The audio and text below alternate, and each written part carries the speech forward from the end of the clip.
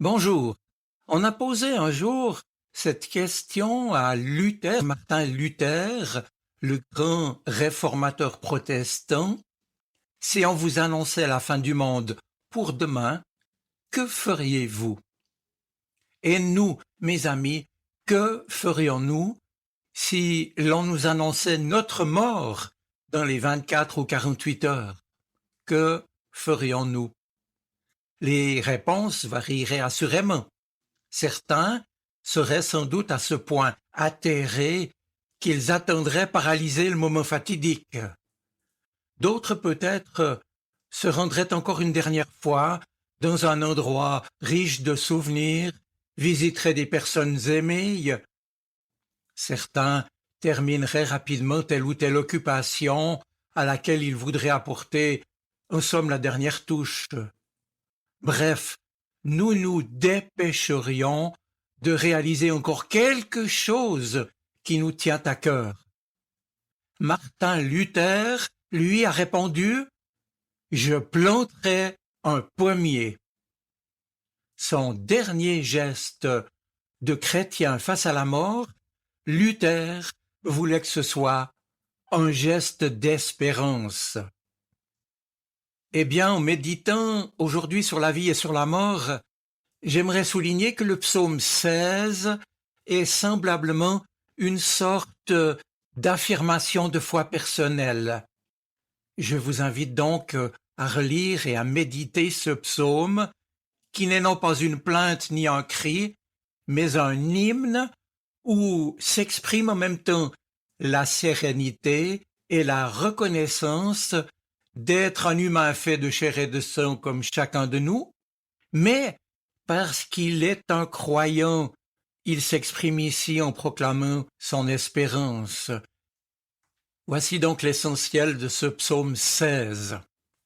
Mon Dieu, garde-moi, c'est en toi que je trouve refuge. Je dis au Seigneur, tu es mon maître souverain, je n'ai pas de bonheur plus grand que toi.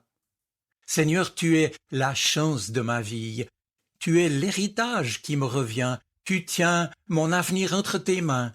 C'est un sort qui me ravit, c'est même le plus bel héritage. Alors je bénis le Seigneur qui me conseille. Je ne perds pas de vue le Seigneur, je ne risque pas d'être ébranlé puisqu'il est à mes côtés. C'est pourquoi j'ai le cœur plein de joie, tout mon être est en fête, je suis en parfaite sécurité. Non, Seigneur, tu ne m'abandonnes pas à la mort, tu me fais savoir quel chemin mène à la vie. On trouve une joie pleine en ta présence, un plaisir éternel près de toi. Mes amis, vous l'avez entendu, le psalmiste ose donc dire ce qu'il croit, ou mieux encore, en qui il croit. C'est un homme confiant, un croyant, qui révèle donc la source de sa joie et de sa paix, lui qui se sait entre les mains de Dieu. Il lui doit tout, il attend tout de lui, il trouve en lui son bonheur le plus profond. Raison pour laquelle il s'écrie « Seigneur, c'est toi qui es la chance de ma vie, et c'est toi qui tiens mon destin entre tes mains. Seigneur, tu es là, à mes côtés, c'est pourquoi je suis en parfaite sécurité. » Et pourtant, un peu comme pour nous aujourd'hui, cet homme vit dans un temps difficile que sa foi n'empêche pas, bien au contraire, de prendre pour ce qu'il est. Il le regarde avec lucidité. Un temps d'idolâtrie, de pratiques religieuses douteuses, d'activités culturelles frelatées, non pas une époque d'athéisme, mais de débordement spirituel, où se multiplient les sectes avec leurs gourous, où les gens recherchent avec avidité le sensationnel et le merveilleux, où la religiosité prospère et la foi faiblit. Un temps, pourrions-nous dire, où chacun cherche à se fabriquer un Dieu. Aujourd'hui, nous dirions une idéologie ou une religion personnelle, des valeurs qui nous conviennent, un Dieu à sa convenance, pour n'avoir sans doute pas à prendre au sérieux ni les promesses, ni les exigences du Dieu de la Bible. tandis qu'autour du psalmiste, on reniait ou tout simplement on se dérobait à lui, ce croyant courageusement proteste de sa foi. Il est à cet égard un vrai protestant, car il sait ce que Dieu, son Dieu, représente pour lui. Il sait le sens, il sait l'espérance que Dieu donne à son existence. Mais ce croyant reste pourtant un homme. Il est conscient de ses limites. Il mesure sa fragilité. Personnellement, j'admire beaucoup la sagesse de son attitude, qui tout à la fois prend au sérieux la mort et la vie et tient compte des limites de notre réalité d'hommes et de femmes. Son Dieu est fort, mais lui, il se sait, il se sent fragile et vulnérable. Devant la vie et la mort, devant les difficultés, sa foi ne fait pourtant nullement de lui un arrogant. Non, à l'image de ce Père dans l'Évangile, souvenez-vous, qui a fait appel à Jésus pour sauver son Fils, le psalmiste s'écrie dans un même souffle « Je crois Seigneur, mais viens au secours de mon manque de foi ».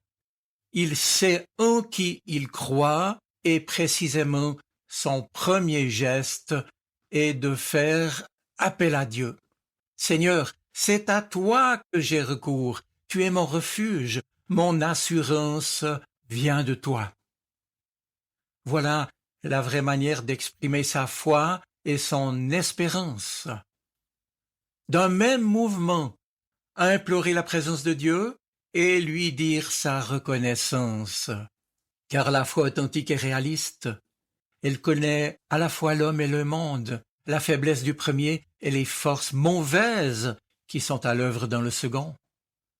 Cet homme, le psalmiste, ce croyant, regarde donc l'avenir avec confiance. Il sait que son Dieu ne l'abandonnera pas, il s'en remet à sa fidélité, il sait que Dieu conduit son existence et que demain aussi lui appartient. Il sait que les épreuves et les difficultés, inhérentes à toute existence humaine, ne l'arracheront pas à la bienveillance de Dieu. C'est pour cela qu'il peut s'écrier « Tu ne m'abandonneras pas, tu m'enseigneras le chemin de la vie. » Il y a en ta présence d'abondantes joies et à tes côtés un bonheur qui n'en finit pas. Et la mort, me direz-vous? Eh bien, ce n'est pas un hasard si l'auteur du psaume 16 en parle mal, s'il en parle si peu. Cela s'explique parce qu'il est rempli de la présence de Dieu. Il est comme habité par Dieu, et dès lors la pensée de la mort ne peut pas prendre en lui une place que Dieu occupe déjà. Certes, il n'ignore pas qu'il reste mortel, que la vie passe vite, et que nul ne sait ni le jour ni l'heure. Mais la mort, qu'il évoque si brièvement, c'est pour dire que son Dieu ne le laissera pas même à cette heure-là. « Je suis en sécurité, dit-il, car tu ne m'abandonnes pas à la mort. » Quoi qu'il arrive, cet homme se sait entre les mains de Dieu, d'où la paix qu'il habite, la joie qui l'anime. N'est-ce pas cela la sagesse, mes amis?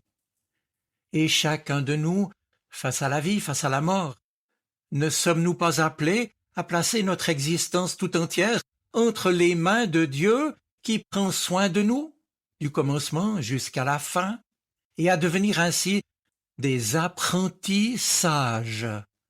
Faire l'apprentissage de la fidélité et de l'espérance, devenir des apprentis sages. Car et c'est cela que nous avons à retenir chacun aujourd'hui.